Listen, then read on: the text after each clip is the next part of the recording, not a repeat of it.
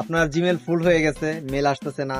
তা ফুল হওয়ার কারণ হলো আপনার গুগল ফটোসে ভিডিও এবং পিকচার, আপনার পছন্দের পিকচার গুলো যেন ডিলিট না হয়ে যায়, সেই কারণে রেখে রেখে ফুল করে ফেলছেন। কিন্তু এখনো তো আরো অনেক ছবি তোলার বাকি, অনেক ভিডিও করা বাকি, সেগুলো কোথায় রাখবেন? তো চলুন আজকে আপনাদের এমনই একটি আপনার নাম বলবো যে আপনি অ্যাপসে রাখবেন ঠিকই, কিন্তু এটা আপনার জিমেলে থাকবে। সেই জিমেলের স্টোরেজ হবে আপনার, এটা গুগল ফটো তো মাত্র হলো 15 জিবি। আপনার সেই জিমেলের স্টোরেজ 20 জিবি না, 50 জিবি না, 100 জিবি না, 500 জিবি না, 1014 জিবি পর্যন্ত পাবেন। 1114 জিবি পর্যন্ত পাবেন সম্পূর্ণ ফ্রিতে এবং লাইফ টাইম। তো কিভাবে পাবেন সেটা জানার জন্য অবশ্যই পুরো ভিডিওটা দেখুন।